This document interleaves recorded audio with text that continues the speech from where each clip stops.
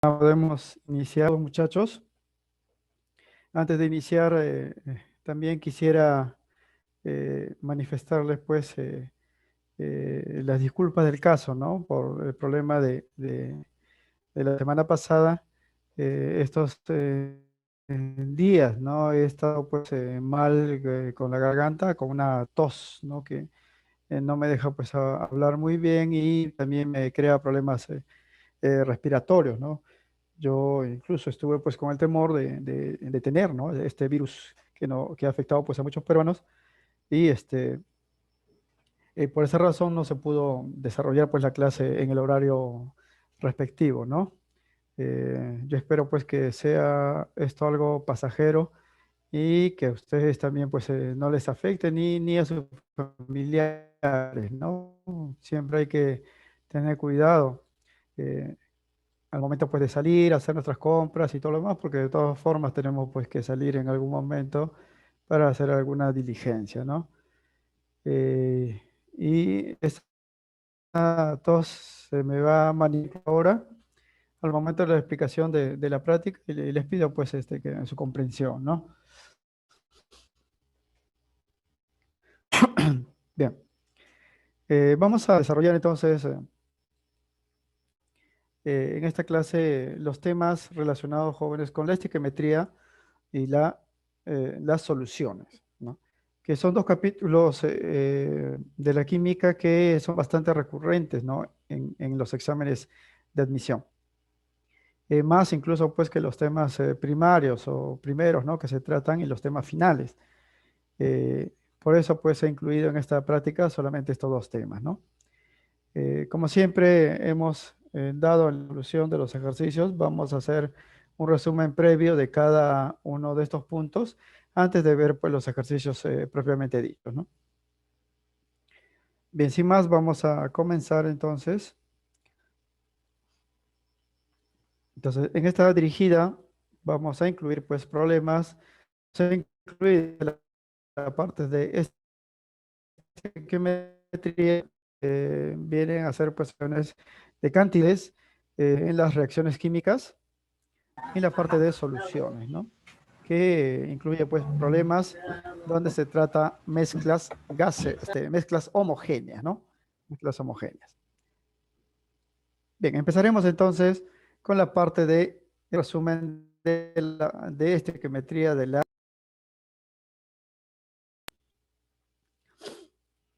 Bien, la estequiometría, jóvenes, estudia, como se sabe, las relaciones cuantitativas, o sea, de cantidades, de las moles, masas, equivalentes, volúmenes y otras cosas más de las sustancias que participan en una reacción química, ¿no? Esto se utiliza pues para calcular las moles de productos en una reacción, las masas de los reactantes utilizados en una reacción, los equivalentes, ¿no? Volúmenes de gases y así muchas cosas más. La estequiometría se encarga de establecer relaciones matemáticas entre las sustancias para hacer estas medidas. Se pueden establecer una serie jóvenes de relaciones matemáticas dependiendo pues los datos, pero siempre se van a hacer para cantidades puras y en las ecuaciones balanceadas. En los problemas, las cantidades que me van a dar para hacer los cálculos deben ser puros y si no lo son, me van a dar pues información adicional como el porcentaje de pureza, ¿no? Y yo puedo pues sacar la parte pura y hacer las operaciones. Y sí, las ecuaciones deben estar siempre balanceadas. Y la mayoría de ecuaciones jóvenes que se ven en esta parte son ecuaciones sencillas y se van a balancear por tanteo, ¿no? Por el método del tanteo. O sea, balances directos, ¿no? Nosotros, en la mayoría de los casos, vamos a colocar ya la ecuación balanceada, ustedes lo pueden deducir fácilmente, y vamos a hacer pues las operaciones. Bien. En este cuadrito vamos a dar pues un resumen de las relaciones que se pueden aplicar para los cálculos que vamos a ver. Algunas de estas relaciones tienen la categoría pues de leyes, ¿no? Y se va a mencionar también en esta parte. La relación más sencilla y directa para prácticamente todos los cálculos es la relación molar y se utiliza, como dice su nombre, para hacer cálculos de moles, ¿no? Esta relación establece pues lo siguiente, ¿no? Que las moles de las sustancias que reaccionan y se producen son proporcionales a sus coeficientes. Es por eso que la ecuación debe estar balanceada, ¿no? Con coeficientes pues específicos, ¿no? Entonces, si yo quiero establecer una relación entre dos sustancias para calcular sus moles, simplemente me voy a guiar de sus coeficientes. Sus coeficientes. La segunda relación se conoce como la ley de conservación de la masa o ley de Lavoisier, ¿no? Que dice pues que la masa que ingresa a una reacción química es igual a la masa que se recoge al final de la reacción. La masa se conserva. Si hacemos ingresar 500 gramos de material reactantes, al final se va a recoger 500 gramos de material. No hay pérdida de masa, ¿no? Y eso también se verifica solo en el caso que la ecuación esté balanceada. La tercera relación se conoce como proporciones definidas, ley de proporciones definidas o ley de Proust, que dice pues que las masas de las sustancias que se combinan se encuentran en una proporción constante, una proporción o relación constante. Cuando hablamos de relaciones en matemática estamos hablando pues de un cociente, una división, ¿no? Entonces ese tipo de división vamos a establecer nosotros en los cálculos. Esa división se puede también deducir de una operación muy sencilla que se conoce como la regla de tres, ¿no? Pero ustedes pues lo van a hacer de una forma distinta, ¿no? Una proporción aritmética que es más práctica, más elegante inclusive y más segura para hacer los cálculos, ¿no? La tercera relación, cuarta relación se conoce como los volúmenes sencillos o la ley de Gay-Lussac, ¿no? Ley de volúmenes sencillos. Dice pues que los volúmenes de combinación de los gases, esto solamente es para gases, son proporcionales a números sencillos y esos números sencillos van a ser también los coeficientes que balancean pues la ecuación. Estas son las principales, son la relación molar, la conservación de la masa, proporciones definidas y la ley de los volúmenes sencillos. Hay dos más que ya se deducen jóvenes para problemas más complejos, ¿no? Aquí lo hemos colocado para que vean que no son las únicas, ¿no? Entre ellas está la ley de proporciones múltiples o ley de Dalton, ¿no? Que dice que cuando una sustancia de masa constante forma más de un compuesto diferente con otra en común, la masa de la otra sustancia varía en relación a números enteros sencillos. Esta relación estequiométrica ley se utilizó, ¿no? Y se utiliza en la actualidad para calcular las valencias de los elementos químicos, ¿no? No tiene tanta aplicación directa como los cuatro primeros, pero se utiliza también en la estequiometría. Y la última ley, que se conoce como ley de proporciones recíprocas o ley de Wenzel y Richter, que dice que cuando una sustancia de masa constante reacciona con sustancias diferentes, las masas de esas sustancias diferentes son proporcionales entre sí, proporciones recíprocas, ¿no? Esto se utiliza para definir el concepto del equivalente químico, pero ya son para operaciones pues más avanzadas. Lo que vamos a ver nosotros a nivel de examen de admisión van a ser los cuatro primeros. En la aplicación vamos a ver, jóvenes, cómo se desarrolla esto, ¿no? Y vamos a ver que es sencillo. Bien, normalmente en las operaciones estequiométricas, para establecer una relación, solamente, jóvenes, basta un dato y nos van a pedir algo.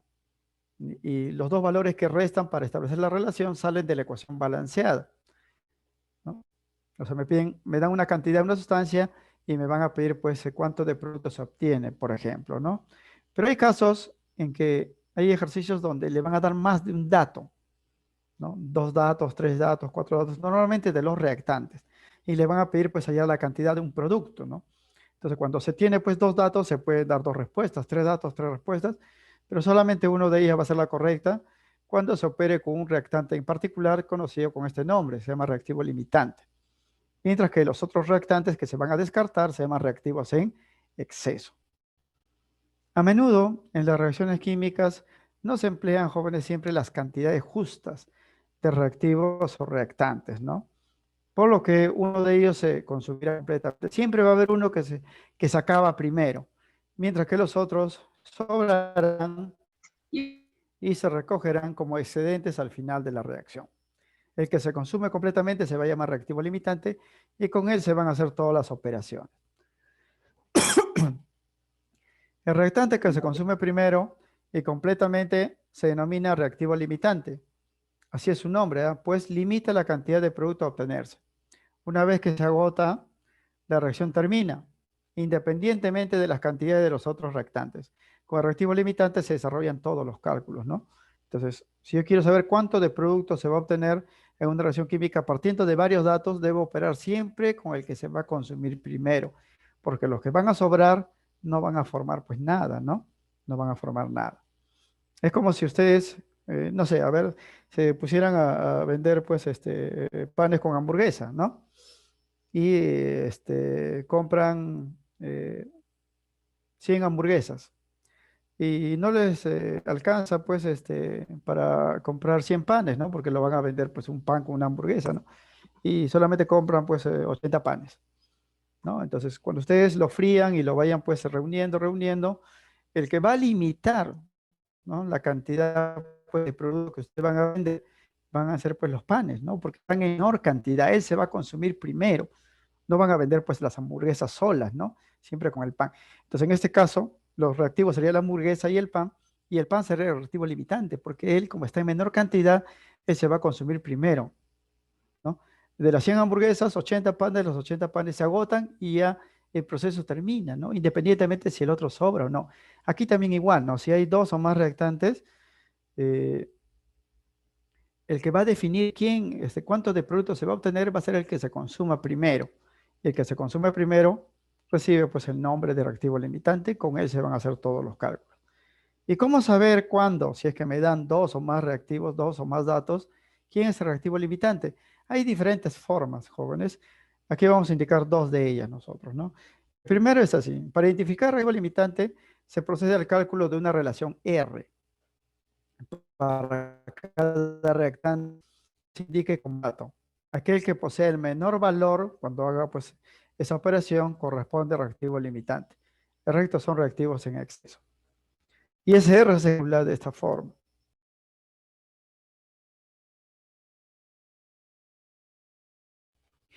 Así, en la parte superior hay que colocar indicado como dato, ¿no? Eso me van a dar.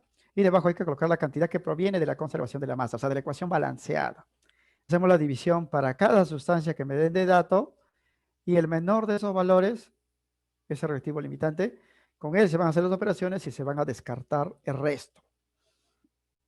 Esa es una forma. La otra forma y la más rápida que vamos a utilizar es, jóvenes, calculando las moles de cada sustancia y ver en función a los coeficientes quién va a sobrar, quién va a faltar. Y es más porque es una operación aritmética de proporciones, ¿no? De razones y proporciones. Como ustedes van a utilizar una constante K para igualar términos y vamos a hacer los cálculos pues, más rápido, ¿no? Como vamos a ver. Bien, otra forma de identificar el reactivo limitante es calculando los números de mol de cada reactante y comparándolos con los coeficientes que los balancean. Quien se encuentre en deficiencia será el reactivo limitante y quien se encuentre pues, en exceso será el reactivo el que va a sobrar, ¿no? Recuerden que todos los cálculos se van a hacer con el reactivo limitante. Por último, y ya para resolver los ejercicios, hay un concepto adicional que involucra también o se indica también en los cálculos de estequiometría, ¿no? Lo que es el rendimiento o eficiencia de una reacción química. Para una reacción química, la eficiencia o rendimiento que se da en porcentaje resulta de la comparación entre la cantidad real de un producto obtenido, que se indica como dato, y la cantidad que en teoría se puede determinar a partir de los cálculos aplicando las relaciones estequiométricas que hemos dado en ese cuadro de resumen. Entonces, la relación entre esas cantidades, expresada en porcentaje, me va a decir cuánto, pues, en teoría, perdón, se acerca, ¿no? Una operación que hemos hecho a una situación, pues, ideal, ¿no? Es decir, si en un problema yo espero obtener, por ejemplo, ¿no? 500 gramos de producto, pero debido, pues, a una serie de factores solamente obtuve 400. 400 gramos es la cantidad real. La cantidad que en teoría debe obtenerse es 500. Entonces, la comparación entre esos 400 y los 500, expresado en porcentaje, me va a indicar el rendimiento o eficiencia del proceso. Eso sirve para cuantificar, jóvenes, las capacidades, ¿no? De un proceso, de un material, de una máquina, porque esto se aplica pues a todo, no solamente a química, ¿no? Decimos, por ejemplo, que una persona es eficiente, ¿no? Cuando hace pues en menos tiempo lo que a otra persona le toma más tiempo, ¿no? Decimos que un motor es muy eficiente o tiene un alto rendimiento, sí, produce pues tantas cosas en menos tiempo respecto pues a otros, ¿no? Entonces aquí también, o sea, la comparación de esa capacidad se da entre lo que se obtuvo y lo que debería haberse obtenido, multiplicado por 100 siempre para convertirlo a porcentaje, ¿no? Matemáticamente el porcentaje de rendimiento se calcula de esta forma, ¿no? Hay que hacer un cociente entre la cantidad real, que es lo que se obtuvo realmente, sobre la cantidad pues que en teoría debió obtenerse, ¿no? Multiplicado por 100. Las cantidades reales y teóricas pueden estar dadas en diferentes magnitudes, ¿ah? Le pueden dar pues en moles, masa, volúmenes u otras cantidades. Pero ambos deben estar en la misma unidad para hacer las comparaciones respectivas.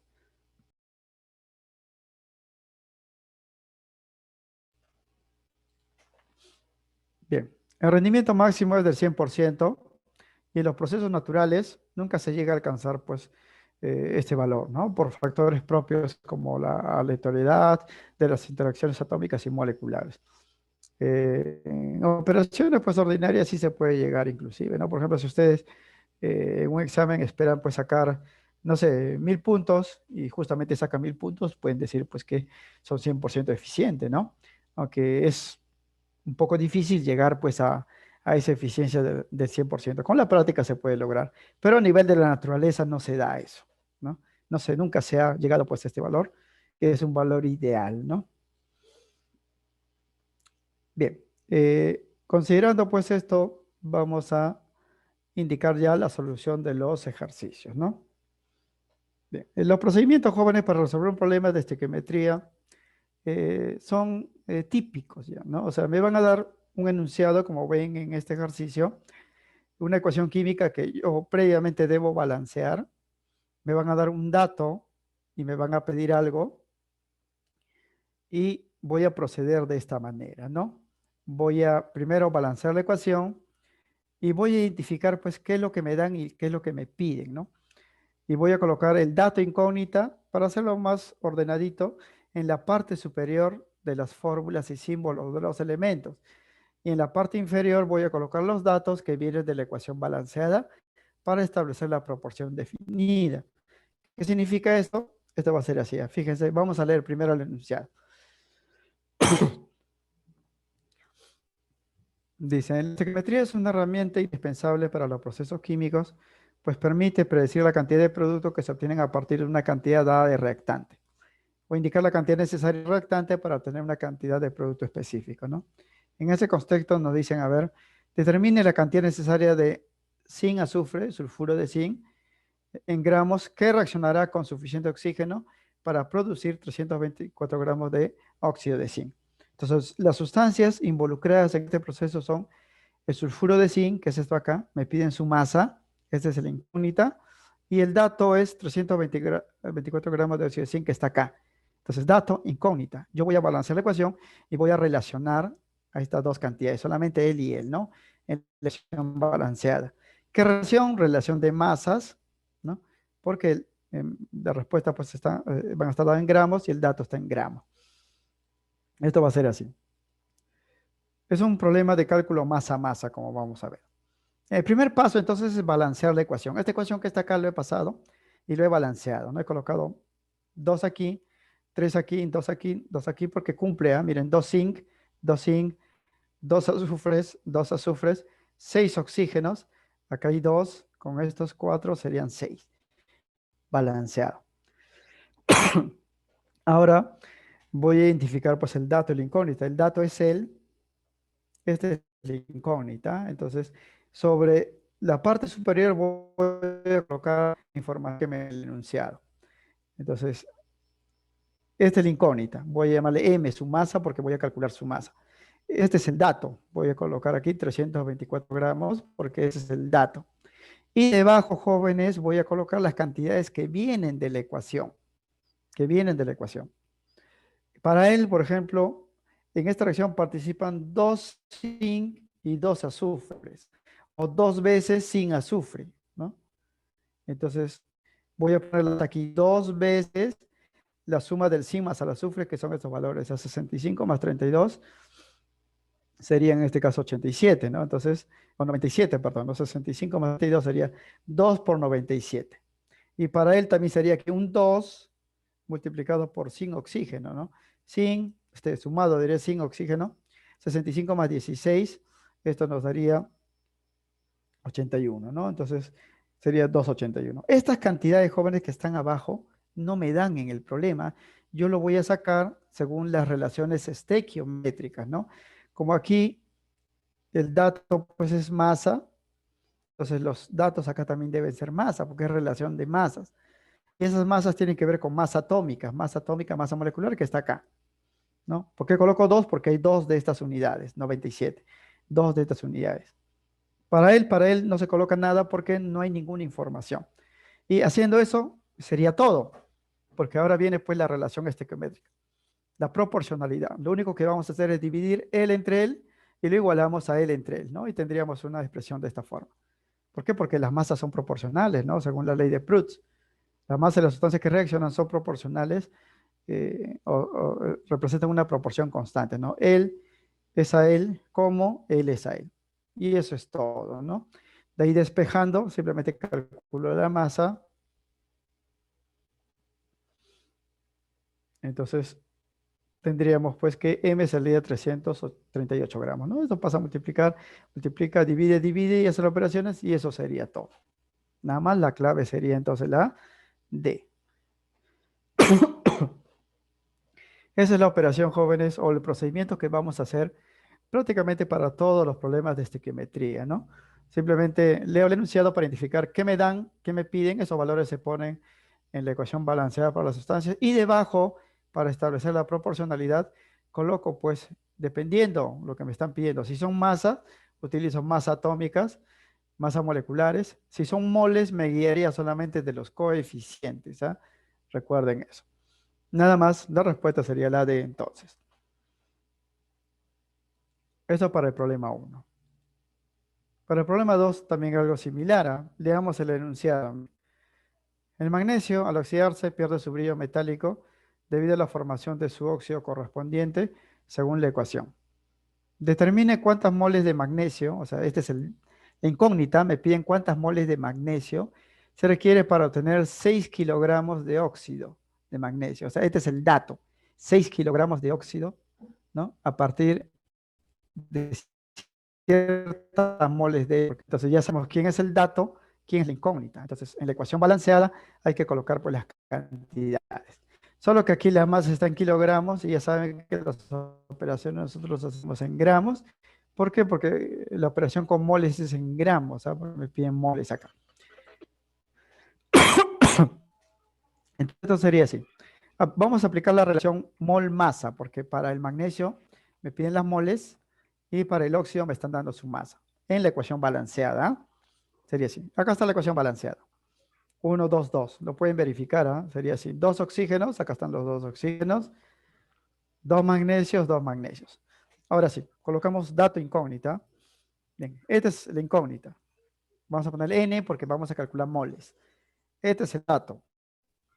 Vamos a colocar aquí 6.000 gramos, ¿no? Porque 6 kilogramos es 6.000 gramos. Recuerden eso, ¿no? Las operaciones en... Y ahora vienen acá, jóvenes, las cantidades de la ecuación balanceada. Y aquí hay que tener mucho cuidado, ¿ah? Porque como aquí estamos calculando moles, el dato que va a ir acá debe ser moles también, no puede ser gramos. Y de acuerdo con las relaciones que hemos dado, las moles están dadas en función a los coeficientes. Si su coeficiente de él es 2, aquí sería 2 mol.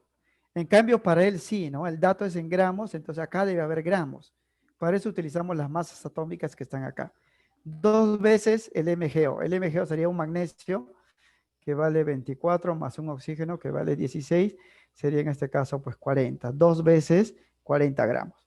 Y listo. Eso sería todo.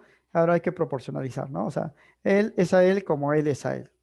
Nada más, lo igualamos y despejamos, ¿no? Gramos, gramos se cancela, la respuesta sale mol. Entonces cancelamos este 2 inclusive, sería pues aquí 6.000 entre 40, ¿no? 600 entre 4, esto sale 150 mol, ¿no? O sea que la respuesta sería la B, nada más. Solo hay que tener cuidado, como le digo, en las unidades, ¿no? Si el dato está en gramos, la respuesta, la relación que voy a colocar acá también debe estar en gramos. Si me piden aquí mol, esto debe estar en mol. Las mol se guían de los coeficientes, ¿ah? Esto, en cambio, se guía de los coeficientes y la masa atómica, masa molecular. Y la respuesta entonces sería la alternativa B. Nada más.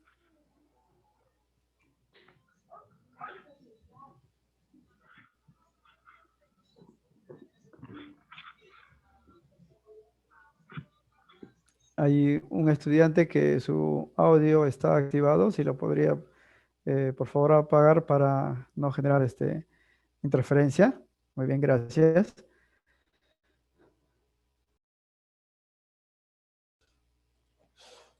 Bien, eso para el ejercicio número 2. Para el ejercicio número 3, vamos a operar, jóvenes, con volúmenes a condiciones normales. Nos da también esta ecuación de acá, ¿no? Arriba esa información ya teórica, ¿no? De esta reacción. Lo importante está en esta parte. Dice, determina la masa en gramos de dióxido de manganeso. El dióxido de manganeso es esto de acá. Determine su masa, o sea, él es la incógnita, que se necesita para obtener 2,24 litros de gas cloro a condiciones normales. El gas cloro, acá está, este es cloro gas. Entonces vamos a relacionar él con él, ¿no? Este es la incógnita porque me piden la masa de él y este es el dato. Entonces, pero para hacer los cálculos directos hay que recordar esto. Primero aquí vamos a aplicar una relación masa-mol-volumen, ¿no? Porque me piden la masa de este material, pero el dato que me dan de él no es masa, no es volumen a condiciones normales. Hay que recordar, sí, que en condiciones normales una mol de gas ocupa 22,4 litros, ¿no? O sea, 2 moles sería el doble, 3 moles el triple y así. Entonces la ecuación balanceada, fíjense, va a ser así. Ya esto por tanteo. 4 aquí, 1, 1, 1, 2. Verificamos 4 hidrógenos. Acá están los 4 hidrógenos. 4 cloros. Acá hay 2 cloros y aquí también hay 2, serían 4. Un manganeso, acá está el manganeso. 2 oxígenos y aquí serían 2 oxígenos balanceados. Bien, colocamos los datos de la incógnita. Me piden de él su masa, ¿no? Determine la masa, acá está. Y de él, jóvenes, del cloro es el dato. Me dan litros, a 2,24 litros. Bien, entonces, para aplicar la proporcionalidad, aquí, como me piden masa, abajo debo colocar masa. Sería una vez esta molécula, manganeso más 2 oxígenos. Manganeso es 55, 2 oxígenos sería 32, sería pues 87, ¿no? Sería 87 gramos. En cambio, aquí debe ir volumen, ¿no? Porque el dato es volumen, aquí volumen. Pero ¿qué volumen colocaría acá? Lo único que puedo colocar es mol, ¿no? Esto es una mol, pero la teoría dice que cada mol va a ocupar 22,4 litros, ¿no? Porque la mol y el volumen están relacionados matemáticamente. Si yo quiero colocar volumen aquí, voy a guiarme de este 1. Una mol de cloro equivale a 22,4 litros. Sería así. Siempre en condiciones normales. Si aquí fuese 2, coeficiente que sería 2 veces 22,4 litros. 3 veces, ¿no? Pero como solamente hay uno, colocamos 22,4 litros. Y eso sería prácticamente todo. Lo que sigue ya es la proporcionalidad, ¿no? O sea, él es a él, como él es a él, ¿no? Y queda así, litros, litros se cancela, la masa sale en gramos, porque me piden eso, ¿no? Determinen la masa en gramos. Y haciendo las operaciones sería pues 2,24, 10,4 sale 0,1, ¿no? Por 8,7, hasta 87 sería 8,7 gramos, ¿no? Y la respuesta sería la alternativa A. Nada más, ¿no? Entonces, aquí el dato volumen, esto lo hemos pasado a volumen porque cada mol, acá hay una mol, ocupa 22,4 litros. Y nada más.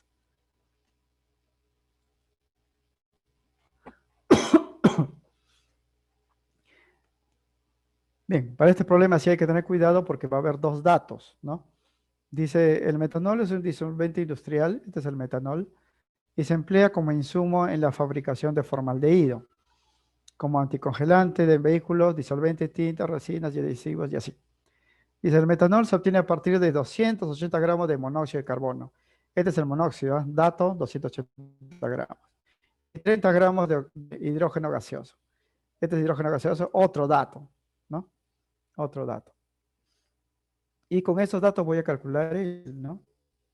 Entonces tengo dos datos para hallar una sola respuesta. Mucho cuando se tiene dos o más datos, se descarta pues aquellos que van a sobrar y se utiliza en los cálculos el que se va a consumir completamente, que es el reactivo limitado. Bien. Para indicar la veracidad o falsedad de esas afirmaciones, voy a primero identificar quién es el reactivo limitante y quién es el reactivo pues en exceso, quién va a sobrar. Para identificar reactivo limitante es necesario convertir, ¿no?, las masas datos a moles y comparar con los coeficientes. Ese es el método que hemos dicho, ¿eh? Lo cual nos indica la proporción molar. Bien, primero voy a calcular las moles de cada dato. Para el CO, moles, recuerden ustedes, N se calcula masa entre masa molecular. Masa del CO, 280 gramos. Ese es su dato, ¿ah? Su masa molecular es 28, pues sería 12 más 16. Carbono más oxígeno es 28. Esto me sale 10 moles. Para el hidrógeno, ¿no?, que es el otro dato, masa entre masa molecular. Su dato es 30 gramos. Acá está, 30 gramos. Y su masa molecular, como es H2, sería 2, ¿no?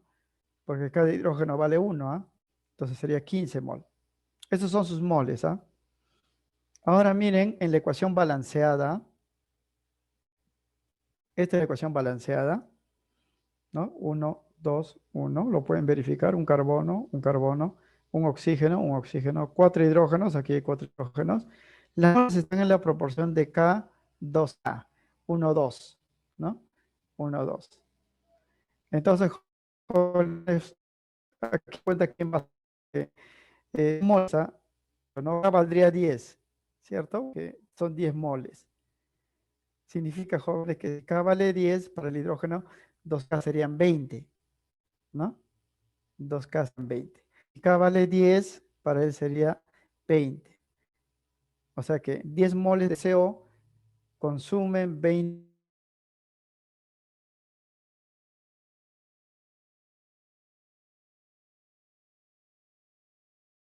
moles de hidrógeno. Se va a consumir. Por eso, las formas, el reactivo limitante va a ser pues el hidrógeno. Esa es la forma de cálculo de moles, ¿no? Eso lo vamos a ver en esta partecita. Para el CO, si K vale 10, para el hidrógeno 2K serían 20. Se observa que para consumir 10 moles de CO se requieren ver de hidrógeno que no se tienen, porque de hidrógeno se tiene solamente 15, según los cálculos que hemos dado, ¿no? Esto quiere decir que el hidrógeno se agotará antes que el CO, es el reactivo limitante. Con su masa se harán los cálculos, ¿ah? Entonces, para acá 10 hidrógenos están 20, pero no tenemos 20, ¿ah? Ustedes pueden verificar en los cálculos que hemos hecho, de hidrógeno solamente tenemos 15. Significa pues que el hidrógeno se va a consumir antes, ¿no? Entonces, el hidrógeno se va a agotar primero, el hidrógeno es el reactivo limitante, y con él se harán los cálculos. Ahora sí. Ahora sí. Entonces, esto se descarta porque ya él va a sobrar. Los cálculos se van a hacer con él, ¿no? Bueno, pero aquí me piden dos cosas, ¿ah? En primer lugar. Con este dato se van a hacer los cálculos, ¿ah? 30 gramos. Bien, vamos a rellenar estos valores porque en el enunciado, si ustedes pueden ver, en el problema me piden varias cositas, ¿no? Entre ellas, por ejemplo, el reactivo consume totalmente es el CO, eso es falso. ¿Por qué? Ya hemos dicho que el reactivo limitante es el hidrógeno, ¿no? Falso. Dice, la masa de reactivo en exceso sin reaccionar es de 80 gramos. O sea, el CO ya sabemos que va a sobrar, pero ¿cuánto va a sobrar? Eso es lo que vamos a calcular en esta operación. O sea, con esta afirmación, yo ya estoy dando la respuesta primera, que es falso, porque la primera dice que el CO se consume completamente. No, él va a sobrar. El que se consume completamente, es el reactivo limitante, es el hidrógeno. Entonces, él va a sobrar. Yo voy a calcular, jóvenes, ahora cuánto va a sobrar. Para calcular cuánto va a sobrar, primero debo calcular cuánto se va a consumir, ¿no? Él tenemos 280 gramos en total, pero ya sé que va a sobrar. Voy a calcular de esos 280 cuánto se van a consumir y por diferencia voy a calcular cuánto van a sobrar. Entonces, para eso voy a utilizar, pues, ¿no? Este va a ser el dato. Las operaciones se hacen con el reactivo limitante, ¿eh? 30 gramos. Entonces, acá ponemos una molécula de él, que sería carbono más oxígeno, 28 gramos. Dos moléculas de hidrógeno, sería 2 por 2, porque sería 2 veces 2, ¿no? Y con eso, aquí también me piden esta masa, vamos a llamarle M2. Y sería 1 para él, toda esta molécula que sería 12 más 3 más 16 más 1, sale 32. La masa de CO que reacciona y que no reacciona son los siguientes. Voy a calcular primero en esta parte. Proporcionó él sobre él, ¿no? Y M1 saldría 210 gramos. Quiere decir que el CO, que ya sabemos que va a sobrar, van a reaccionar 210 gramos. ¿Pero cuánto tenía de él? Según dato del problema, tenía 280 gramos, ¿ah? Pero ya he calculado que solo va a reaccionar 210. ¿Cuánto sobra entonces? 70 gramos, ¿no? De los 280 que tenía, 210 se consumen, sobran 70 gramos. La masa del metanol producido, voy a calcular ahora la masa del metanol producido. Y todo se hace con este valor, jóvenes, que está acá de referencia, porque este es el reactivo limitante. Entonces proporcionamos él con él, ¿no? O sea, 30 entre 2 por 2 sobre M2, ¿no? Y esa masa 2 saldría 240, ¿no? Porque aquí ya es simplemente operación. Eh, 4, 8 por 30, 240. Y ya con ello pues tendríamos las respuestas, ¿no? Primero, es falso porque nos decía de que el CO es el reactivo que se va a consumir completamente. No, falso, el que se consume es el hidrógeno. Segundo, es falso porque la cantidad que sobra de CO no es 80 gramos como dice el enunciado, sino 70 gramos. Y la tercera pues afirmación es verdadera porque la masa del metanol que se produce es 240 gramos, ¿no? Sería falso, falso, verdadero, la clave es la B. Lo podemos verificar también en esta parte, ¿no? Dice reactivo que se consume completamente CO, falso. La masa reactivo en exceso sin reaccionar es 80 gramos, no, es 70 gramos. La masa del metanol que se forma 240 gramos, sí, todos están los cálculos dados en esta parte, ¿no? Por eso la respuesta es la B.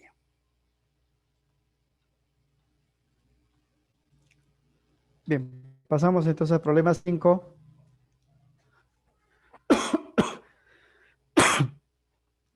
Dice, el nitrato de amonio, que tiene esta forma, fue el primer fertilizante nitrogenado sólido producido a gran escala, ¿no? Una muestra de 200 gramos de fertilizante a base de nitrato de amonio contiene 20% de impureza. Es calentado y se descompone según esta reacción.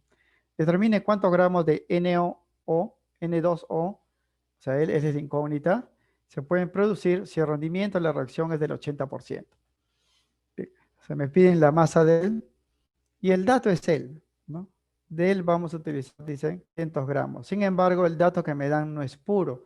Y ya hemos dicho, pues, que todos los cálculos se hacen con la parte pura, ¿no? Ese 200 gramos tiene 20% de impureza, significa que la parte pura es 80%, ¿no? Entonces vamos a operar con el 80% de 200 gramos. Hacemos los cálculos y vamos a obtener la masa de él.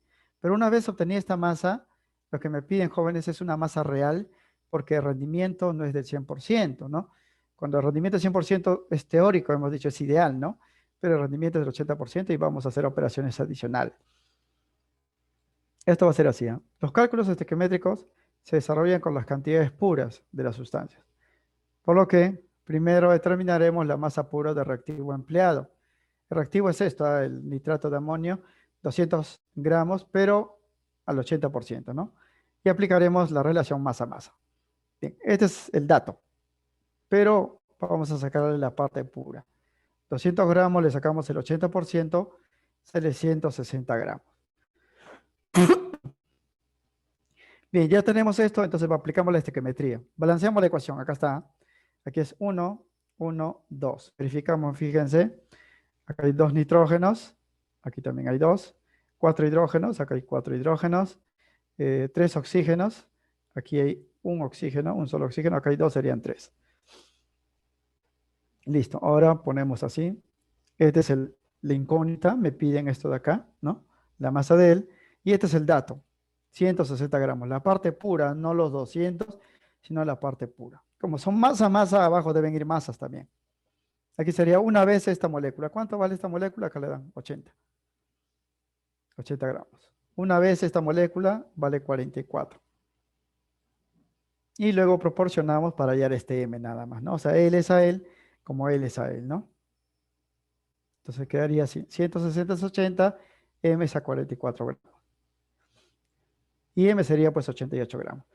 Esto es lo que se va a obtener de producto, suponiendo, jóvenes, que el proceso es perfecto. Sin embargo, no lo es porque dice que hay un rendimiento del, perdón, del 80%, ¿no? Eso es lo que dice el enunciado. Fíjense, determine cuántos gramos de él que se pueden obtener, ya sea, no salió 80, ¿no? Si el rendimiento de reacción es del 80%. En realidad no se va a obtener pues esos 88 gramos. Se va a obtener solamente 80% de este valor porque no es efectivo, ¿no? Generalmente la masa real del producto obtenido se determina sobre la base del porcentaje de rendimiento o eficiencia. Sería así. Voy a hallar esto, la cantidad real, porque esta es la cantidad que he obtenido por estiquiometría, suponiendo que todo es perfecto, ¿no? Entonces reemplazo, aquí sería 80 rendimiento, cantidad real, esto es cantidad teórica, 88%, la cantidad real sale 70,4 gramos, que es el 80% de 88, ¿eh? La clave es la B.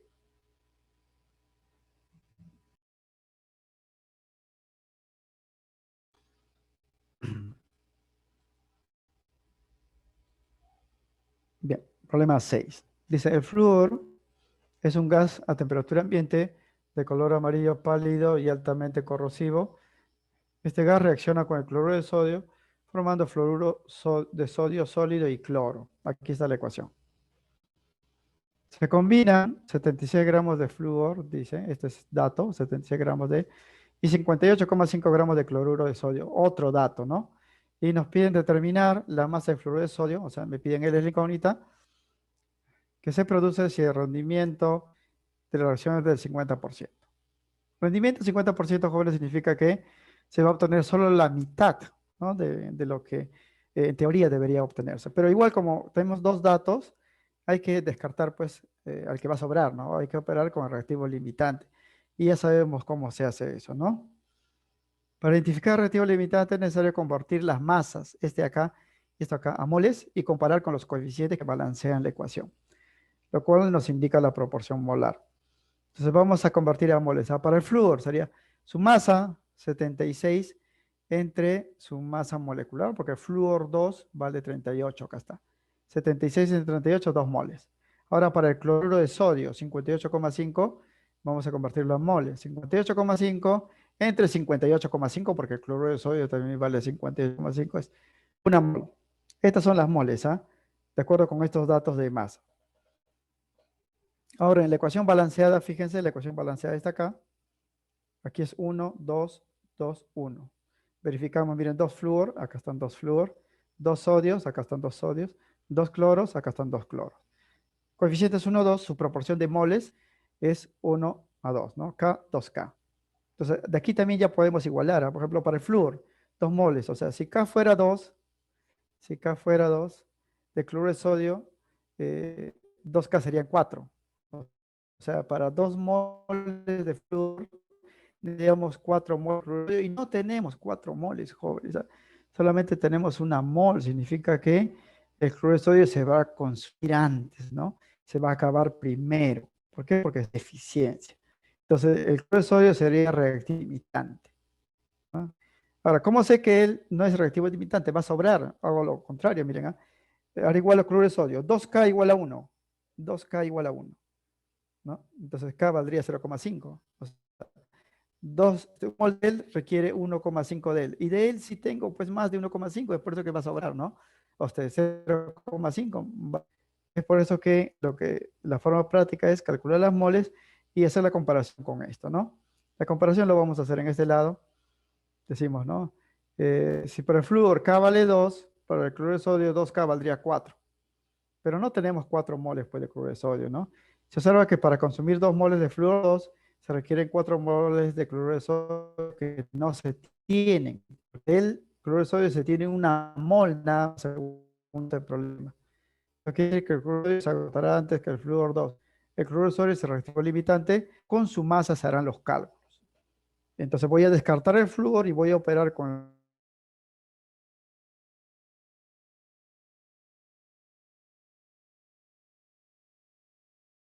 con el cloruro de sodio. Entonces quedaría así. Acá abajo vamos a colocar masas que vienen de la ecuación.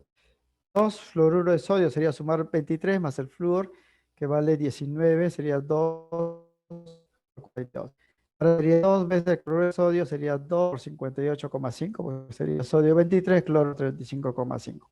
Y proporcionalizamos, ¿no? Nada más él es a él, como él es a él, y esta masa nos saldría 42 gramos.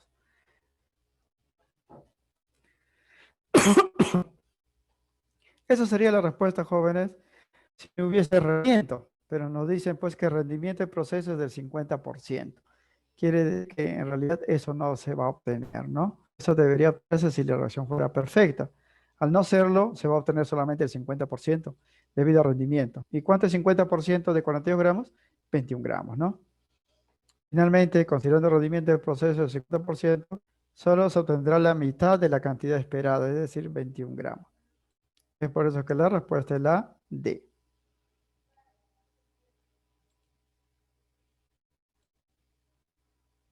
Problema 7. Bien. Acá arriba también está, jóvenes, solamente información teórica, ¿no? Sobre los procesos. Lo que nos interesa es la ecuación balanceada. Aquí está balanceada felizmente. Y nos piden determinar el rendimiento de reacción.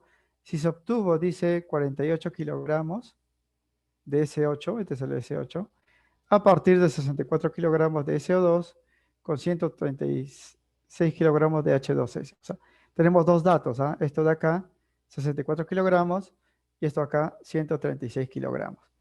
Entonces, con esos datos vamos a averiguar qué es el reactivo limitante. Voy a calcular la cantidad de él producido y lo voy a comparar con este valor real, porque esto es lo que se ha obtenido en la realidad, para hallar el rendimiento, porque me piden justamente rendimiento. Solo que los datos están en kilogramos, vamos a convertirlo a gramos para operar con moles, ¿no? Porque el reactivo limitante se calcula en función a las moles, ¿no? Bien, estos son los datos, a él y él, 64 y 136. Vamos a calcular sus moles. Moles del SO2 sería masa entre masa molecular. 64 kilogramos es 64.000 gramos, ¿no? Entre la masa molecular del SO2 sería 32 más 32, 64. Esto me sale 1000. Ahora, para el otro, H2S, sería masa entre masa molecular. Para él es 136 kilogramos, ¿ah? Sería 136.000 gramos. Entre su masa molecular, que sería 2 hidrógenos más 22 de azufre, sería 34. Eso sale 4000. Estas son las moles de acuerdo con los 64 kilogramos, 136 kilogramos. En la ecuación balanceada, estos datos están en la proporción de 8 a 16, que es lo mismo de 1 a 2, ¿verdad? Podemos simplificar esto, ¿eh? En vez de colocar 8K, 16K, ponemos K, 2K. Entonces ahí también podemos averiguar ya quién es el reactivo limitante, porque para él, por ejemplo, ¿no? Si K valdría 1000, 2K sería 2000, ¿no? Entonces sí, pues hay más de 2000,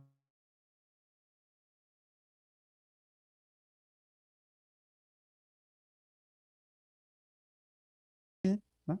2K. Pero según el enunciado del problema, no se obtiene pues 96 kilogramos, ¿no? Pero según este problema, solo se obtuvo 48 kilogramos de él, no 96, ¿eh? Es decir, se obtuvo solamente la mitad de lo esperado, porque 48 es la mitad de 96 kilogramos. Por lo tanto, el rendimiento del proceso fue del 50%. O simplemente ustedes comparan, ¿no? Cantidad real, cantidad teórica multiplicado por 100, le va a salir 50%. Y esa es la respuesta, ¿no? La clave, la D. Es así, jóvenes, ¿ah?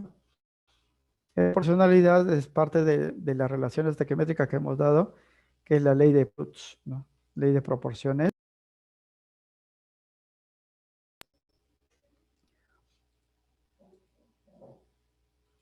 Bien, los problemas restantes corresponden al capítulo de soluciones. Aunque también se ha incluido, jóvenes, algunas definiciones que abarca el capítulo de sistemas dispersos, ¿no? Están mencionando pues a las suspensiones y a los coloides, pues eso vamos a incluir en este resumen para ya finalizar los ejercicios que restan, ¿no? Sistemas dispersos. Cuando hablamos de sistemas dispersos o dispersiones, estamos hablando, jóvenes, de mezclas, ¿no? De los componentes se encuentran distribuidos unos en otros. El componente mayoritario en una dispersión se denomina fase dispersante. Es la fase más grande, en el interior pues se distribuyen los demás, ¿no? Y es homogéneo. Mientras que los otros se denominan la fase dispersa y presentan diferentes grados de homogeneidad. Significa, jóvenes, que lo que yo voy a dispersar puede tener diferente tamaño y diferente, pues, y dependiendo de sus tamaños, la mezcla resultante va a formar un sistema disperso de un tipo particular, ¿no? Si las partículas son tan pequeñitas, jóvenes, del orden atómico y molecular, voy a tener pues una dispersión llamada solución. Si el tamaño es un poquito más grande, que no se puede ver directamente, pero sí con ciertos instrumentos, el sistema disperso formado se va a llamar coloide. Y si las partículas dispersas son enormes, que se pueden ver a simple vista, se va a llamar suspensión. Por eso vamos a tener tres tipos de dispersiones, ¿no? Se tienen tres tipos, que son las suspensiones, que son sistemas heterogéneos, los coloides, que son sistemas también heterogéneos o micro heterogéneos, y las soluciones, que son sistemas homogéneos. Nosotros vamos a ver con más detalle las soluciones en esta parte, ¿no? Pero nos piden hablar un poco también de los coloides. Y aquí vamos a hablar de los coloides, ¿no? Sobre todo de los tipos, jóvenes, ¿no? Los coloides son sistemas dispersos heterogéneos, donde las partículas dispersas son ni muy grandes, jóvenes, porque no se pueden ver directamente, pero ni muy pequeñas porque se pueden observar con ciertos instrumentos como los microscopios, por ejemplo, ¿no? O por acción de la luz, con un efecto muy común denominado efecto Tyndall. Esos detalles ya se conocen teoría, ustedes han recibido información esto en los siglos anuales, o lo pueden encontrar pues en cualquier libro también eh, que abarque estos capítulos, ¿no?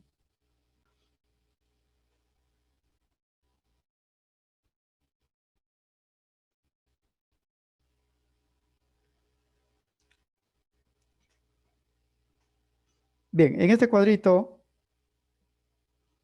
se indican pues, los tipos de coloides más comunes, ¿no? Y tienen estos nombres que están acá. Coloides tipo aerosol líquido, aerosol sólido, coloides tipo espuma, emulsiones, soles, eh, dependiendo, jóvenes, qué partículas pues se han reunido en su formación, ¿no? Por ejemplo, si hablamos de un aerosol líquido, estamos hablando pues de un coloide donde un líquido sea disperso dentro de un gas, ¿no? Ahí tenemos, por ejemplo, el caso de la niebla, ¿no? Donde el líquido, que es el vapor de agua, en pequeñas gotitas, está suspendido pues en el aire, ¿no? O los perfumes, ¿no? Que se echan en forma de spray, ¿no?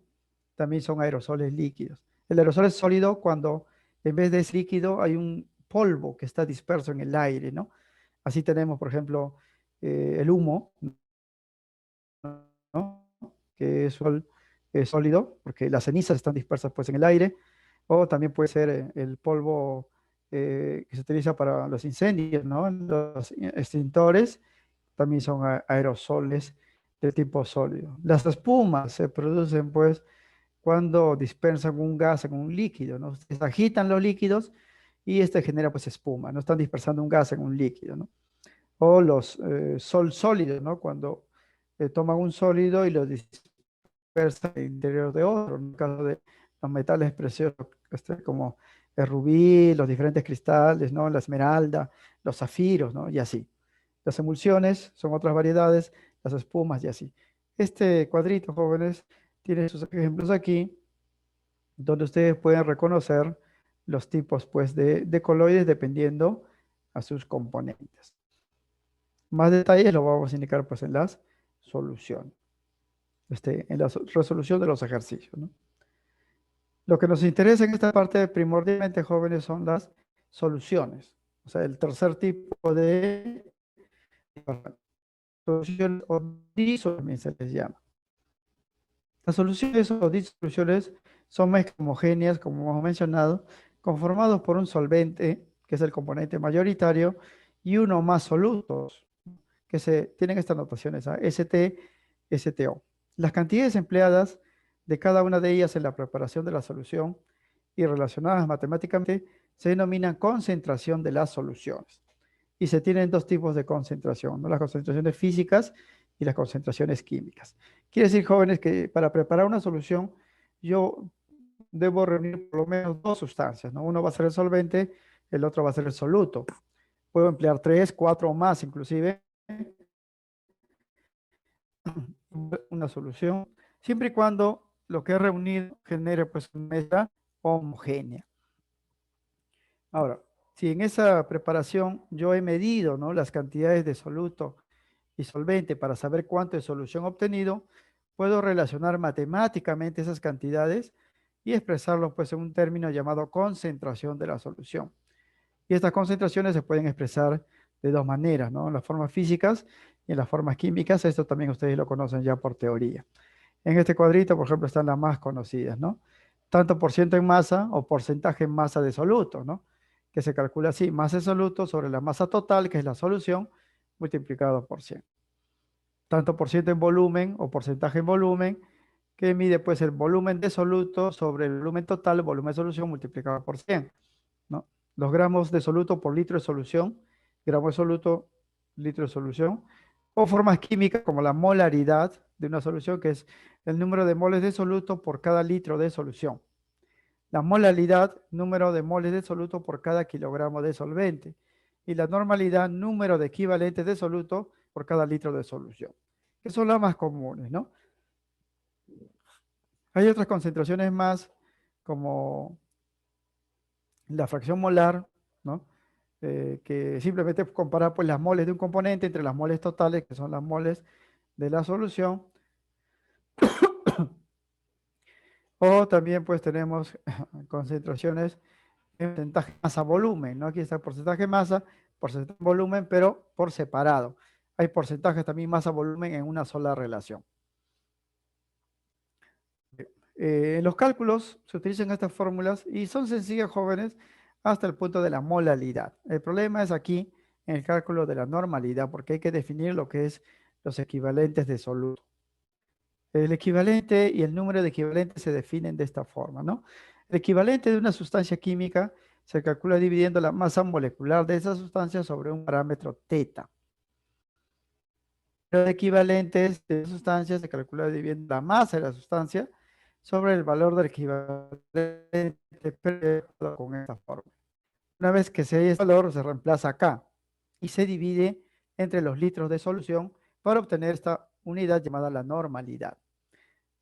Esto de acá va a ser dato, masa también va a ser dato. El problema va a ser conocer este parámetro teta. Y este parámetro teta va a depender, jóvenes, de la naturaleza de la sustancia que se está analizando, en este caso del soluto. Los posibles valores van a ser los siguientes, ¿ah? Si la sustancia que se va a analizar es un elemento químico, teta va a ser igual a su valencia. Eso le van a dar. Si es un hidróxido, teta va a ser igual al número de H. Les deben dar la fórmula del hidróxido. Si es un ácido, teta es igual al número de hidrógenos. Le deben dar la fórmula del hidrógeno. Si es una sal u óxido metálico, teta va a ser igual a la carga total de los cationes. Le van a dar la fórmula de la sal, ¿no? Y si participa en un proceso redox la sustancia, teta es igual al número de electrones ganados o perdidos. Es así. Es por eso que el cálculo de la normalidad va a ser bastante complicado para los ejercicios, aunque nosotros vamos a ver formas directas, ¿no? Que van a ser pues más prácticas y se demuestran, ¿no? De todas maneras, por qué se aplican.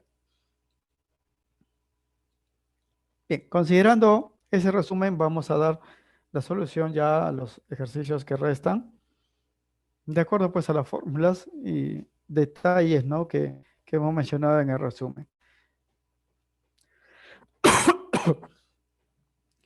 Bien, aquí nos habla en general de las dispersiones, ¿no? Se pueden clasificar de acuerdo al tamaño de las partículas como suspensiones, ya lo hemos mencionado, que se caracterizan por sedimentar los coloides, que no se sedimentan, o sea, no se van al fondo de los recipientes, y las soluciones, ¿no?, que son mezclas homogéneas de dos o más sustancias. De acuerdo a ello, vamos a hablar de estas muestras, ¿ah? Jugo de frutas, leche de magnesia, gelatina, el humo, el aire, el bronce. Hay que indicar si es verdadero o falso. Aquí estamos hablando de sistemas dispersos o dispersiones. La primera afirmación es falso. Dice, el aire, el humo y el bronce son mezclas que se clasifican como soluciones. El aire sí, y el bronce también, porque son homogéneos. Pero el humo no es un coloide, ¿no? Porque es un aerosol. Es un aerosol sólido. Partículas de ceniza están dispersas pues, en el aire, ¿no? Las soluciones son mezclas perfectamente homogéneas, donde las partículas dispersas, solutos, se encuentran en forma de átomos y moléculas, por lo que no hay forma de distinguirlos. Son los casos del aire libre de partículas de suspensión y el bronce, mientras que el humo es un coloide del tipo aerosol sólido, ¿no? Pues es una dispersión de partículas de ceniza en el aire, fácil de detectar por el efecto Tyndall. A veces, jóvenes, cuando el aire tiene humo y no se ve directamente, ustedes lo pueden detectar iluminando, jóvenes, el aire con una linterna y van a ver pues que el humo se puede ver como partículas, puntitos brillantes, ¿no? O el aire en todo caso se vuelve opaco. Eso se llama efecto Tyndall. La primera afirmación es falso, entonces. La segunda dice, las partículas dispersas en la leche magnesia son de mayor tamaño que en el aire. Sí, el aire es un gas, ¿no? O sea, en el aire yo no puedo ver ninguno de los componentes, no puedo ver ni el oxígeno, ni el nitrógeno, ni el argón que están ahí, ¿no? En cambio, la leche magnesia, que es pues una suspensión, eso se toma para la acidez, lo venden en las boticas, se puede ver a sus componentes, eh, porque pues, partículas son de mayor tamaño, ¿no? Eso es obvio, sería verdadero. La leche magnesia es una suspensión de hidróxido de magnesio en agua. Sus partículas dispersas son mucho mayores en tamaño que en los coloides, como la leche y las soluciones, ¿no? Son mayores que las partículas pues, de las moléculas del aire. Y por último, dice la gelatina es un coloide y los jugos de fruta son suspensiones. Eso también es verdadero. La gelatina es un coloide del tipo gel, ¿no? Que se produce pues cuando solo como ciertas proteínas se dispersan pues en el agua y por efectos de frío gelatinizan, ¿no? Son coloides. En cambio, los jugos de fruta, ustedes pueden ver ahí pues las partículas suspendidas, ¿no? O sea, las porciones, los fragmentos, ¿no? De la fruta. Eso es una suspensión. Verdadero, entonces. Otros ejemplos de suspensiones son los jugos de fruta, los jarabes, la cocoa en agua, agua turbia, etcétera, así. Así como los coloides, la leche es un coloide, la sangre también, la esponja, el spray, el queso, rubí, etcétera. En ese cuadrito que hemos dado hay varios ejemplos jóvenes de coloides, ¿ah? Pero en este caso, el jugo de frutas es una suspensión, no es un coloide.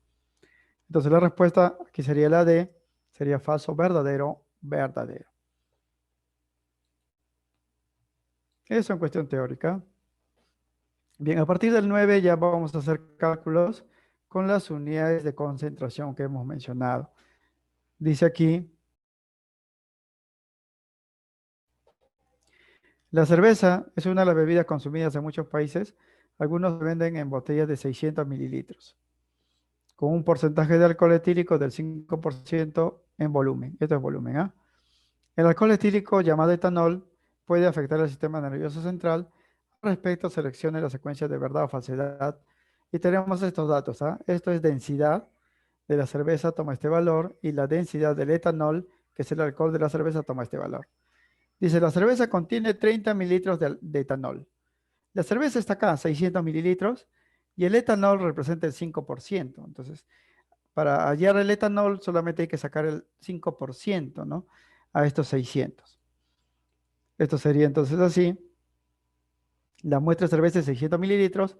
Esta es su densidad, que contiene 5% de volumen de etanol con esta densidad. El primero es verdadero. El volumen de etanol o alcohol en la cerveza se calcularía así, ¿no? El total de la cerveza es 600 mililitros. Y el etanol sería el 5%. ¿Y cuánto es 5% de 630 mililitros? Primera afirmación es verdadera. Segundo dice el porcentaje, peso, porque este es peso, en realidad es masa, volumen, de alcohol etílico es 3,95%. O sea, para calcular esto yo debo tener la masa de alcohol y debo tener el volumen total. El volumen total es la cerveza. Ya tengo esto, 600, me faltaría pues la masa de alcohol. No tengo la masa de alcohol, fíjense la masa de alcohol, que es el soluto de mililitro volumen. Esto de convertirlo a gramos. Y para ello voy a utilizar pues la densidad, ¿no? Porque tengo la densidad del etanol. Dice, para determinar el porcentaje masa-volumen, se debe conocer la masa del soluto etanol y el volumen de la solución. El volumen de la solución, que es la cerveza, ya está. Me falta la masa de etanol. Solamente tengo su volumen y tengo su densidad. Con eso voy a hallar su masa. La masa se calcula densidad por volumen. Acá está la densidad del etanol. Acá está su volumen, que le he calculado 30 mililitros. Sale 23,7 gramos. Entonces, el porcentaje masa-volumen sería así. Masa de soluto, 23,7 gramos, que es el etanol, sobre el volumen de la solución, que es 600 mililitros. La solución es la cerveza. Entonces, esto sale 3,95. 3,95. Sí, y concuerda, jóvenes, con la afirmación de la premisa, ¿no? Concuerda. Por eso la segunda afirmación también es verdadero. Y tercero, dice el porcentaje masa-masa del etanol es 3,89%. Entonces aquí tengo que dividir la masa de etanol, ya lo conozco, y la masa de la cerveza, que es el total. Pero no tengo más de la cerveza, tengo su volumen, sí, pero también tengo la densidad de la cerveza y puedo hallar su masa. Entonces, para la tercera afirmación también sería verdadero, ¿eh? Para determinar el porcentaje masa-masa, se debe conocer la masa de soluto etanol y la masa de la solución. La masa de la solución también se calcula, siempre masa es densidad por volumen, ¿ah? Esta es la densidad de la cerveza. Este es su volumen, 600 mililitros, 609 gramos. Entonces, porcentaje en masa sería, pues, masa del soluto, acá está, este es el soluto, y sobre la masa total, que es 609, la masa de solución multiplicado por 100. 23,7 entre 609 por 100, 3,89. Correcto, según la afirmación del problema. Entonces, la clave sería la C. Todas las afirmaciones son verdaderas. Recuerden que la densidad, muchachos, que hemos visto pues en nuestra clase introductoria, es una unidad pues de concentración que sirve para convertir masa a volumen o volumen a masa, ¿no? Aquí la densidad es masa sobre volumen, ¿no? Entonces estamos despejando nada más para hallar la masa.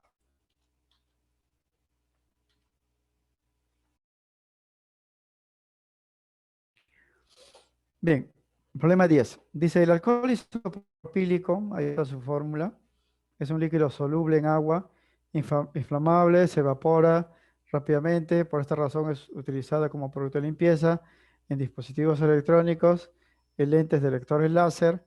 Dice, si se mezclan 120 gramos de alcohol isopropílico con 72 gramos de agua, ¿cuáles son las fracciones molares de alcohol y agua respectivamente? Y hemos dicho que fracción molar, jóvenes, es una fracción simplemente, ¿no? Que indica las moles de un componente entre las moles totales. Entonces, como aquí tenemos dos componentes, alcohol y agua, voy a hallar las moles de cada uno y las moles totales para hallar esas fracciones. Bien, para determinar las fracciones molares de soluto, que en este caso es el alcohol isopropílico, y solvente, que es el agua, primero debemos conocer sus números de moles N y las moles totales de la solución. Para el alcohol primero, el soluto. Moles es masa entre masa molecular. Su masa de alcohol es 120 gramos, su masa molecular es 60, esto lo pueden calcular sumando. 3 carbonos sería 36, más 8, más 16, sale 60, 2 moles. El otro, el solvente es el agua. Moles, masa entre masa molecular. Su masa es 72 gramos. Masa molecular del agua es 18. 72 entre 18, 4. Entonces ya tengo las moles de los componentes. Voy a hallar las moles totales, las moles de la solución. 2 más 4 sería 6. Y con ello ya voy a calcular las fracciones molares, ¿ah? Luego, las fracciones molares de soluto y solvente serían así, ¿ah? Fracción molar se representa siempre con un término X, ¿ah? El soluto sería así. Moles solutos sobre moles totales. 2 entre 6, ¿no? Porque el alcohol había 2 moles y las moles totales son 6, eso vale un tercio. Moles de solvente, que es el agua. Moles de solvente sobre moles totales. Moles de agua habían 4, moles totales son 6, 2 tercios. Estos son los valores. La clave es la C. La clave es la C.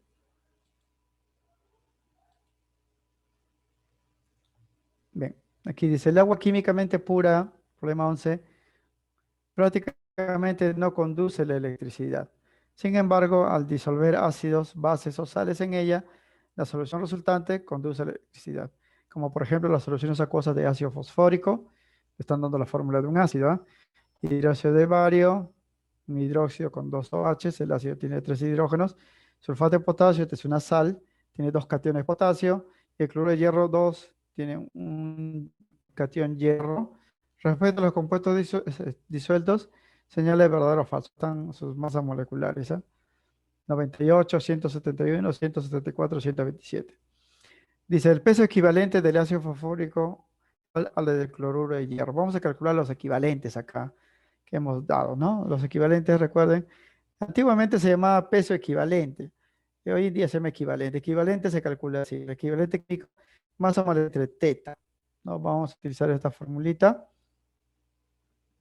eh, para este ejercicio, ¿no?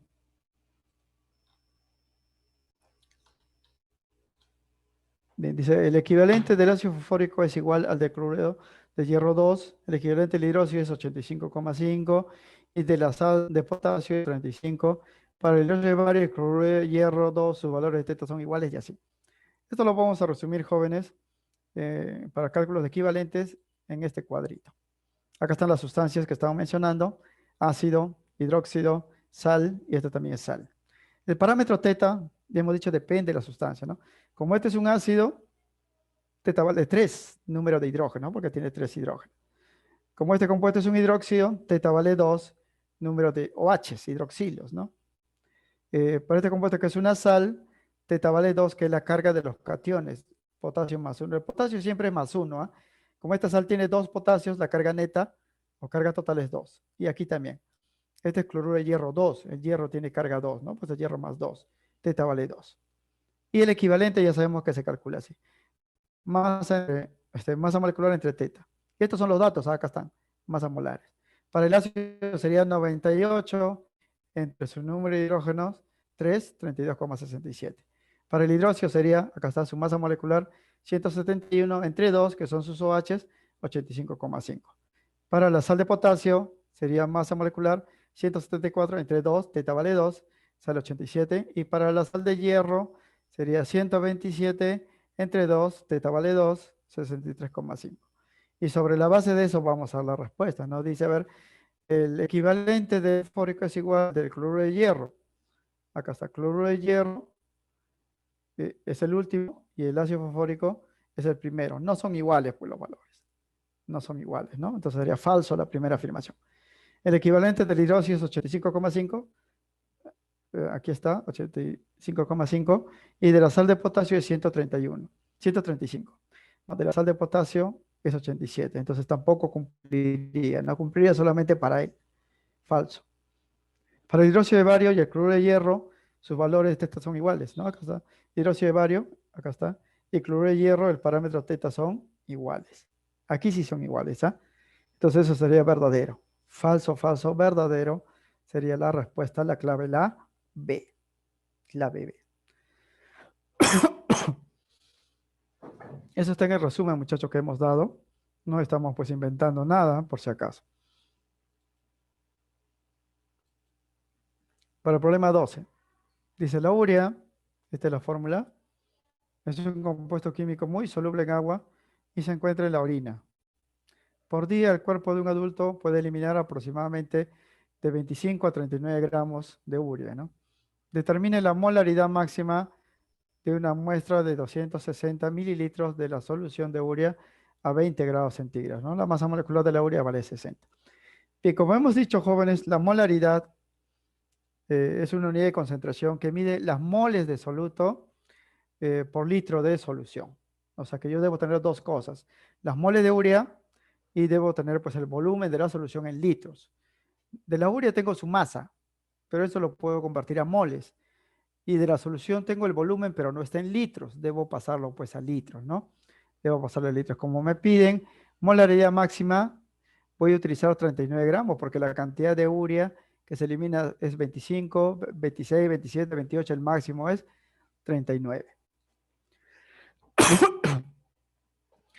Bien, se dispone de 260 mililitros de orina, que es la solución, 0,26 litros, ¿ah? Ya lo he pasado a litros acá, que contiene disuelto 39 gramos de urea. La molaridad de dicha solución lo vamos a calcular de frente así. ¿Por qué, jóvenes? Porque masa entre masa molecular son las moles, ¿no? Molaridad es moles sobre volumen en litros, litros de solución. De frente yo lo coloco aquí para no estar calculando paso por paso. Si tengo la masa y lo divido entre la masa molecular, ya tendré pues las moles. Y eso lo divido entre el volumen, voy a tener la molaridad, ¿no? Esta es la fórmula directa para calcular la molaridad. Entonces reemplazo, esto es 39 gramos de urea. Su masa molecular acá está 60, solo que hay que poner gramos por mol, porque es masa molar. Y el volumen de la solución, que es el volumen de la orina, 0,26 litros, ¿no? Aquí, jóvenes, se cancela gramos, gramos y va a quedar mol por litro, ¿no? Que es la unidad típica de la molaridad. Hacemos los cálculos y esto sale 2,5. 2,5 mol por litro. O sea, la respuesta es la alternativa D. También puede ser por partes. Ahí en las moles, 39 entre 60. Y luego a ese resultado moles lo dividen entre el volumen en litros y sale pues el mismo resultado, ¿no? Entonces la clave en este caso sería la alternativa D.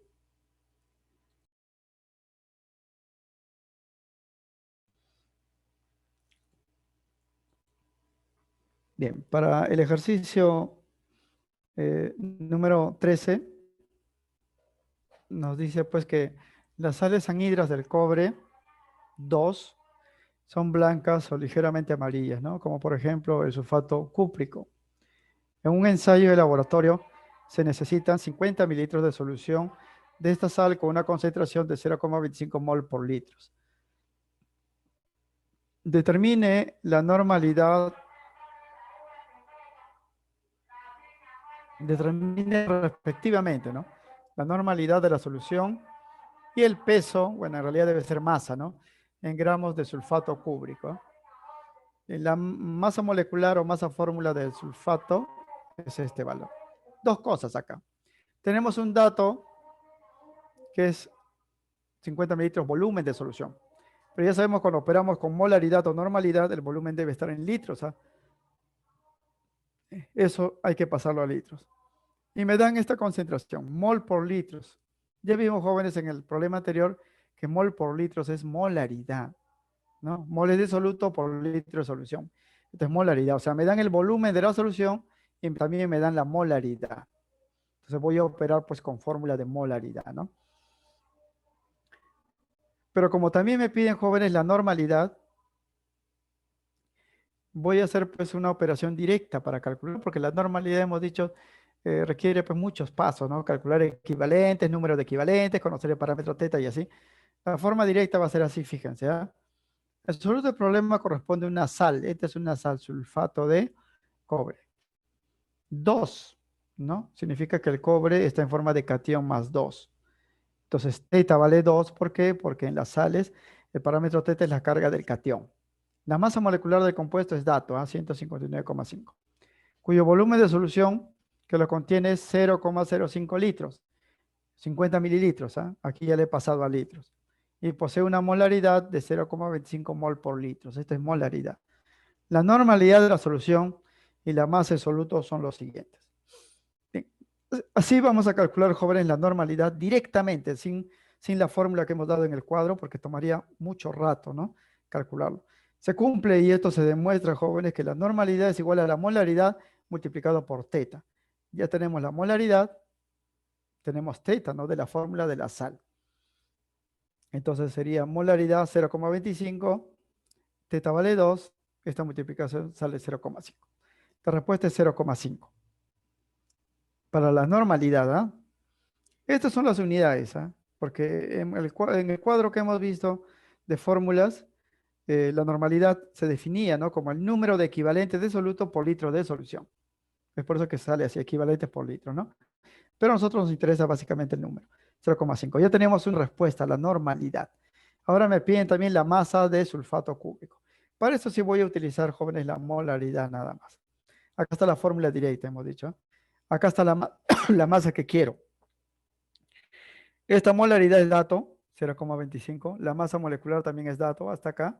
Y el volumen de la solución es esto de acá, 0,05 litros, 50 mililitros, ¿no?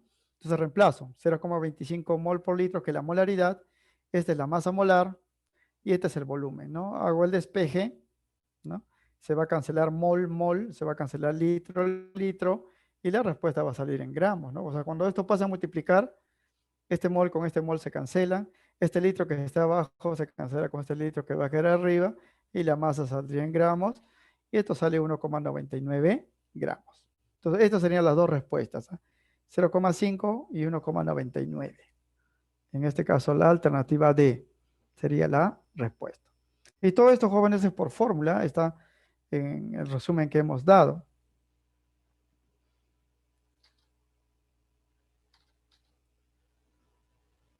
14. Dice, la densidad de una disolución de ácido sulfúrico, miren la fórmula en los ácidos, teta es número de hidrógeno, si es que nos pidiesen, de una batería, dice, varía conforme se use el auto. Cuando la densidad es 1,225 gramos por mililitro, la disolución tiene una concentración de 3,75 molar. ¿Cuántos mililitros de agua se deben agregar a 0,5 litros de esta disolución para que su concentración disminuya a 2,5? Este es un proceso, jóvenes, que se desarrolla para reducir la concentración de las soluciones, llamado dilución. Se disponen de medio litro de solución, ¿no? Aquí, ¿cuántos mililitros de agua se deben agregar a medio litro de solución concentrada? La solución concentrada tiene 3,75 molar, a la cual se le va a agregar agua de tal manera que se diluya para obtener una solución 2,5 molar. O sea, de 3,75 vamos a pasar a 2,5. Eso se llama proceso de dilución. Y esto tiene una ley, ¿no? Que también lo pueden ver en aritmética, ¿no? Que se conoce como la ley de dilución. Aquí se cumple lo siguiente, ¿no? En la dilución siempre la cantidad de soluto permanece constante, porque lo que va a variar es el volumen de la solución, porque se agrega más agua. Se cumple esto, que la molaridad por el volumen al inicio, que es para la solución concentrada, va a ser igual a la molaridad por el volumen al final, que es la solución diluida. Entonces, como tenemos todos los datos, sería así: molaridad inicial, 3,75. Volumen inicial, medio litro. Molaridad final, 2,5 molar. Y el volumen final no lo conocemos, ¿ah? No me dice a qué volumen he llegado. Justamente lo voy a calcular para saber cuánto de agua se ha agregado. Esto vale 3,75, esto vale medio litro, esto vale 2,5, y aquí voy a hallar pues el volumen final, ¿no? Este mol litro se cancela acá, ¿no? Y queda solamente el litro, ¿no? Sería 3,75 por 0,5 entre 2,5, sale 0,75 litros. O sea, al inicio tenía medio litro y al final tengo 0,75 litros. Ha aumentado el volumen porque he agregado agua. ¿Cuánto de agua se ha agregado? No solamente sería la resta, pues. De medio litro subí hasta 0,75 litros. ¿Cuántos litros de agua se agregó? 0,25, ¿no? El volumen de agua agregado se calcula siempre por diferencia. El final, que siempre es mayor porque se ha agregado más, menos el inicial, que es menor, ¿no? Sería 0,25 litros. Esto es lo que se ha agregado de agua. Pero así no lo ven pues en las alternativas. Esto hay que pasarlo a notación eh, científica, ¿no? Notación científica. Ah, no, le piden en mililitros, ¿no? La respuesta es ¿cuántos mililitros? Está en litros. 0,25 litros es 250 mililitros, ¿no? Y esta respuesta, porque esta ya es la respuesta, hay que pasarlo pues a notación científica. En notación científica esto se escribe como 2,5 por 10 al cuadrado, ¿no? Mililitros. O sea, la respuesta sería la D. O sea, lo que hemos calculado, la respuesta primaria está en litros, porque el dato estaba en litros, ¿no? Pero aquí nos piden cuántos mililitros. Entonces, estos litros, que es un cuarto de litro, ¿ah? 250 mililitros, esta es la respuesta en mililitros, pero no aparece así la clave, hay que cambiarla pues de esta forma, ¿no? Ahí está forma. 2,5 por 10 al cuadrado. Y es por eso que la clave es la D. Por último, el ejercicio 15. Dice, el metanol es una sustancia tóxica que al ingerir una cantidad mayor a 30 mililitros puede causar la muerte. Eso es cierto, ¿no? Este es Este alcohol no se puede beber. El único alcohol que es apto para la bebida es el etanol.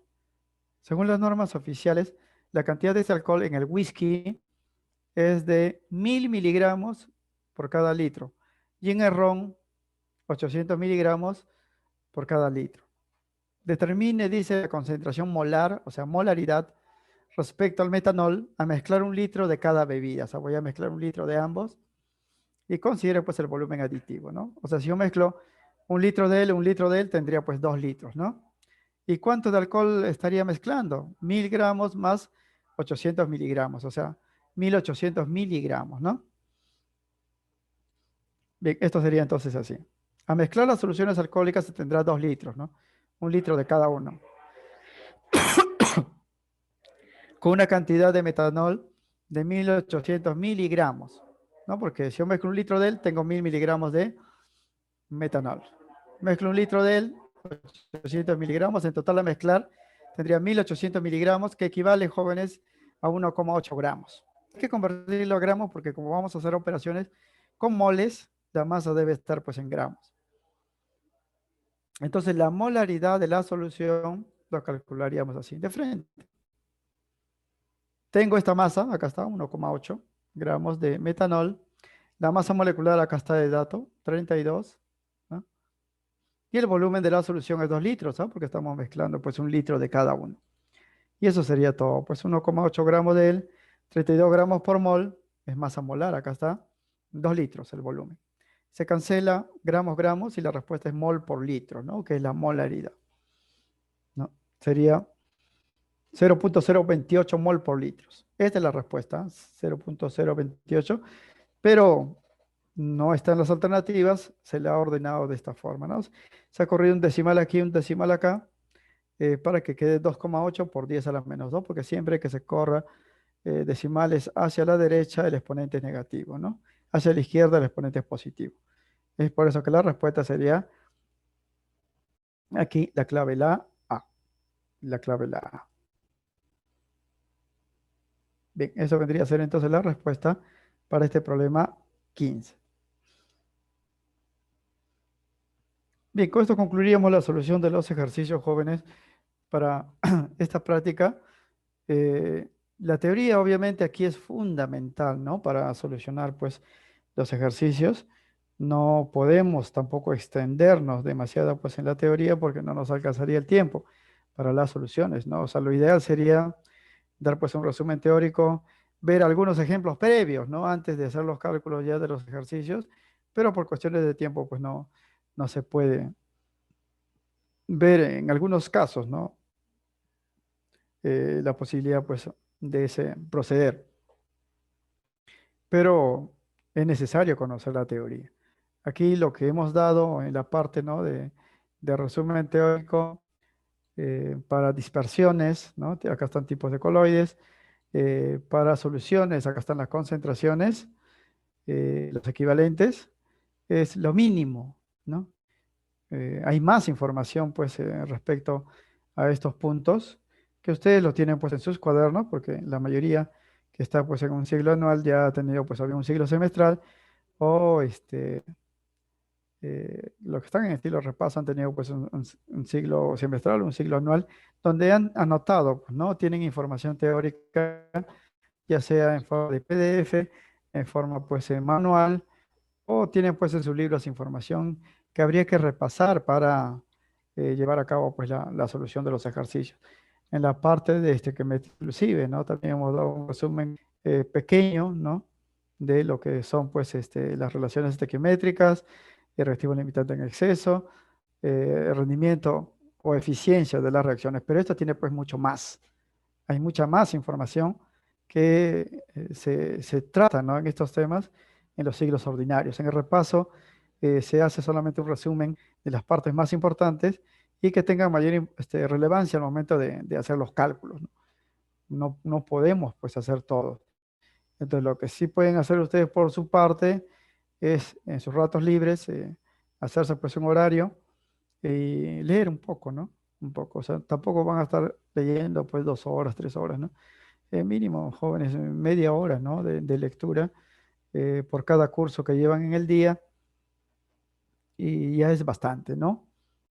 Ahora, si pueden hacerlo un poquito más sin pues aburrirse, sin cansarse, sería pues mucho mejor inclusive, ¿no? Entonces, en esta parte solamente hemos incluido dos temas. Imagínense que hubiese tres o más, la teoría pues sería más cortita inclusive para poder abarcar los ejercicios, ¿no?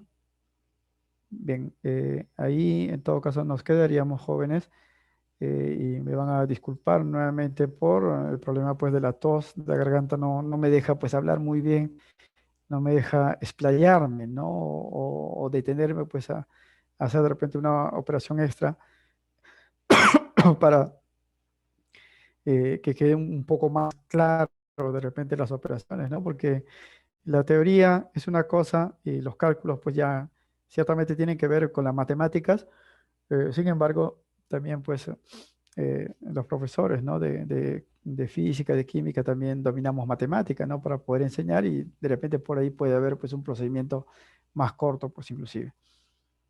Si tienen pues alguna consulta, háganlo por favor por el chat. Y si no es así, les pediría pues eh, por favor que me dieran el permiso ya previa venia, ¿no? Del tutor para poder retirarme por el problema pues de la garganta, ¿no? Si es que no hubiese ninguna consulta.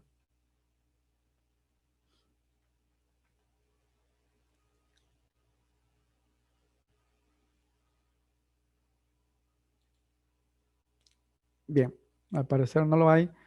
Eh, acá hay uno.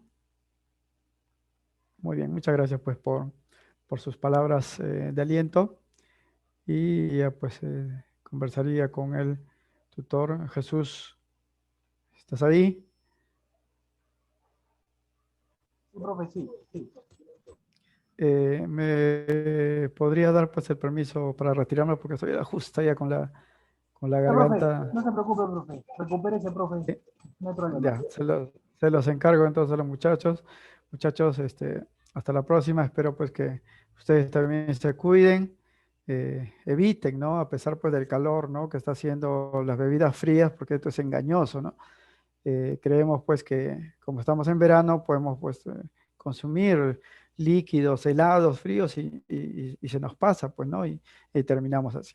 Hasta la próxima entonces, muchachos. Que les vaya bien.